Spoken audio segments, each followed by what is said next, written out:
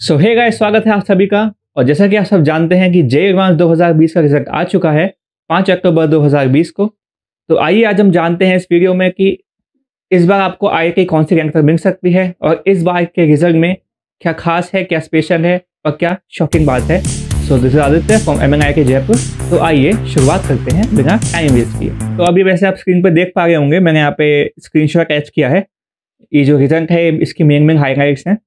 तो यहाँ पे आप देख सकते हैं कि जो नंबर ऑफ स्टूडेंट पेपर 1 में अपेयर हुए थे वो थे 1,51,000 और पेपर 2 में जो अपेयर हुए थे वो थे 1,50,000। तो मतलब रफली कांस्टेंट नंबर ही है। और इस बार की सबसे शॉकिंग बात तो ये है कि जो नंबर ऑफ क्वालिफाइड स्टूडेंट हैं वो 43,000 है, सबसे ज़्यादा अब तक की हिस्ट्री में। आप प्रीवियस ईयर का हमेशा देखेंगे तो 43,000 बहुत बड़ा नंबर है प्रीवियस ईयर के कंपेरिजन में। आपने बहुत लोगों को सुना हुआ कहते हुए कि पेपर 2 टफ था, पेपर 1 ईजी था कंपेरेटिवली, पर जो नंबर ऑफ क्वालिफाइड स्टूडेंट है वो इस बार काफ़ी ज़्यादा है। तो वैसे मैं आपको बताना चाहूँगा जे एडवांस में क्वालिफाई होने के लिए हमें चाहिए होती है एक तो एग्रीगेट परसेंटेज और एक चाहिए होती है पर सब्जेक्ट की मिनिमम परसेंटेज। तो हर साल वैसे ऐसा होता है कि जो मिनिमम सब्जेक्ट परसेंटेज होती है वो 10% होती है, यानी कि आपको मिनिमम 10% मार्क्स चाहिए हर सब्जेक्ट में अगर आपको जे एडवांस की जो लिस्ट है उसमें क्वालिफाई करना है। पर इस ईयर 2020 में सबसे गजब की बात तो ये है कि जो मिनिमम कट ऑफ है पर सब्जेक्ट की वो 5% रह गई है। आप यहाँ पे स्क्रीनशॉट में देख सकते हैं कि कॉमन रैंक लिस्ट की जो minimum percentage for each subject है वो 5% है और जो मिनिमम परसेंटेज ओवरऑल चाहिए वो है 17.5%, यानी कि जो आते हैं 69 marks for common rank list. तो कितना कम है ये। वैसे आप नीचे और कैटेगरीज का देख सकते हैं। इकोनॉमिकली वीकर सेक्शन का 4.5% है और 15.75% है ओवरऑल।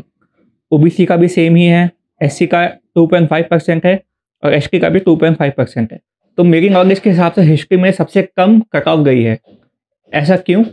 क्योंकि 2000 हिस्ट्री का पेपर सबसे टफ माना जाता था और उस समय भी जो कट ऑफ थी वो 90 मार्क्स की थी, पर इस बार जो कट ऑफ है वो 69 पर चली गई है, जो बहुत ज़्यादा कम है। तो आइए इसके बाद जानते हैं कि इस जो कट ऑफ है या जो आपकी रैंक आई है इस पे आपको कौन सी आईआईटी मिलने के चांसेस हैं और क्या किस रैंक पे आप पॉजिटिव हो सकते हैं कि आपको मिनिमम आईआईटी मिल ही जाएगी। तो उसमें आगे बढ़ने से पहले देखते हैं कि टॉप आईआईटीज हैं कौन सी। अगर आप नहीं जानते हैं तो मैं एक बार आपको बता देता हूँ। तो हमारी जो टॉप आईआईटीज है उसमें आती है आईआईटी बॉम्बे फर्स्ट नंबर पे, आईआईटी दिल्ली, फिर Kanpur, Madras, Kharagpur, Roorkee, Guwahati, IIT Hyderabad, IIT Varanasi, IIT Indore, IIT Gandhinagar और आईआईटी रूपर। ये जो है आईआईटी ये है हमारी टॉप 11 आईआईटीज। अच्छा, अब बात कर लेते हैं। अगर आपको टॉप 6 आईआईटी में जाना है रुड़की तक, किसी भी ब्रांच में हो गया, तो आपकी जो रैंक होनी चाहिए वो 6,000 के अंडर में होनी चाहिए। 6,000 में टॉप 5 आईआईटी बंद हो जाती हैं। अगर आपको सीएस चाहिए तो आपकी रैंक 1000 के अंडर होनी चाहिए। अगर आपको 11 आईआईटीज में से किसी में भी सीएस चाहिए तो आपको चाहिए मिनिमम 6,000 रैंक अगर आपको टॉप 6 में आना है। और अगर आपको 6 से 11 के बीच की आईआईटी चाहिए तो वो 8,000 तक बंद हो जाती हैं।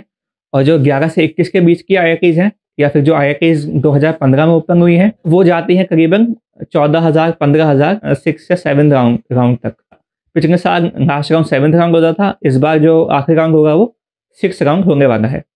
तो हम अगर मिनिमम रैंक की बात करें, अगर आप जनरल के बच्चे हैं तो आपकी जो मिनिमम रैंक होनी चाहिए आईआईटीज़ के लिए वो होनी चाहिए करीबन 13-14 हज़ार के बीच में।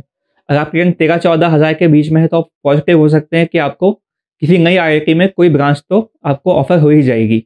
तो इस बार की खुशखबरी ये है, जो रिजर्वेशन है फीमेल स्टूडेंट का वो 18% से बढ़ के 20% हो गया है। तो इसका बहुत हमें फ़ायदा मिलने वाला है। पिछले साल की आप कट ऑफ अगर देखेंगे किसी भी वेबसाइट पे, जोसा पे देखेंगे या फिर और वेबसाइट पे देखेंगे जैसे कि कॉलेज प्रवेश पे, तो वहाँ पे आप नोटिस कीजिएगा कि जो फीमेल की जो कट ऑफ है 7th राउंड की पिछले साल वो गई थी 20,000 के आसपास 7th राउंड में। तो अगर इस साल 18% से बढ़ के 20% रिजर्वेशन हो रहा है तो मेरे हिसाब से 22,000 23,000 तक जा सकती है 6th राउंड में इस बार कट ऑफ।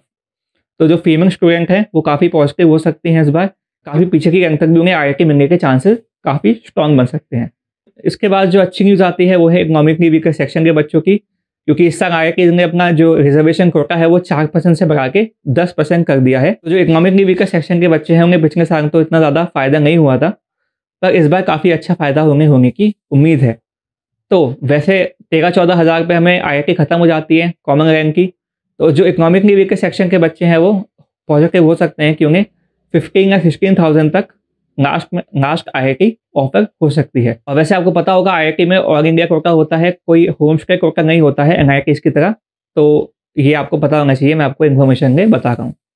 अगर आप जानना चाहते हैं कि आपको अपनी रैंक पे कौन सी IITs मिलने वाली हैं, तो नीचे कमेंट सेक्शन में आप पूछ सकते हैं मुझसे।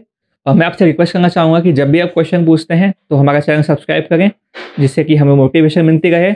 और वीडियो में आपको मदद मिली हो तो लाइक करें, सब्सक्राइब करें, शेयर करें। मैं मिलता हूँ आपसे नेक्स्ट वीडियो में, तब तक के लिए bye bye and take care.